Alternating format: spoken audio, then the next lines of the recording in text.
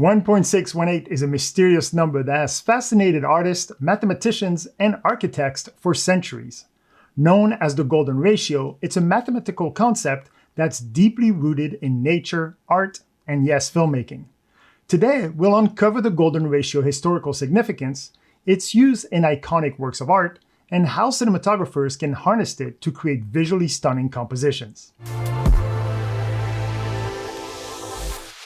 When it comes to composition, we all know the rule of thirds, a widely used guideline in composition. It divides the frame equally, guiding where to place subjects and focal points.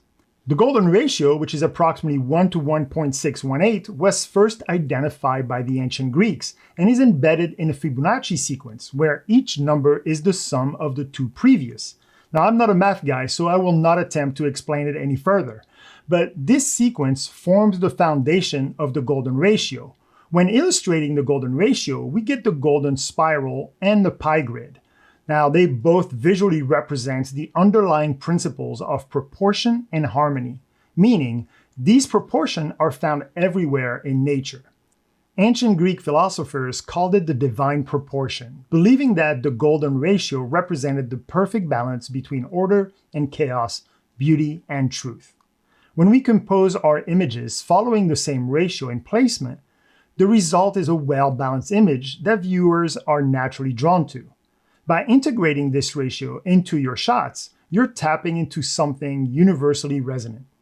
In visual art, the golden ratio has been a guiding principle for centuries. Look closely at Da Vinci's Mona Lisa, and you'll notice the subtle alignment of her face and background elements to the golden spiral. In the painting of the Last Supper, the pie grid helps organize the space and draw attention to Jesus at the focal point.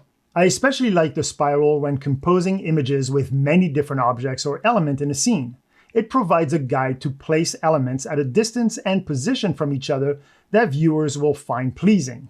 Like all composition principles, this is something that eventually you do without really thinking about. It's not like I have a chart on set and I'm checking the placement of objects based on the golden spiral. But surprisingly, when laying the spiral on top of some of my images, they line up. And of course, the alignment is spot on most of my best shots. Now remember, the ratio is 1.618, which is different from the 16:9 ratio of 1.77 that we typically use. So the spiral will never perfectly line up.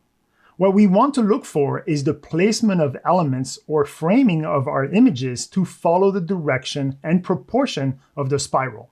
The key is the position of the elements in relations to each other, as well as their size in the frame.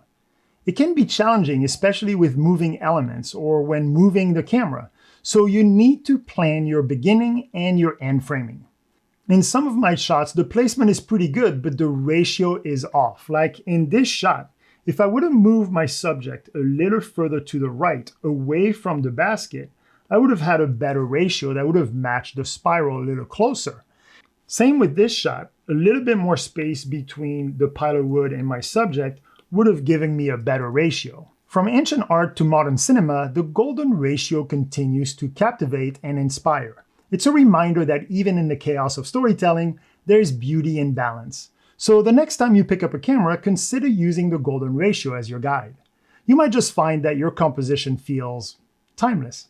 While viewers may not be able to identify why they love and respond to your images, and many factors plays into creating great footage, composition actually plays a big role. So you can be that guy who simply points his camera, or you can be intentional about where to place different elements in your shots and where you position your camera to compose an image that will trigger an emotional response from the viewers. The choice is yours.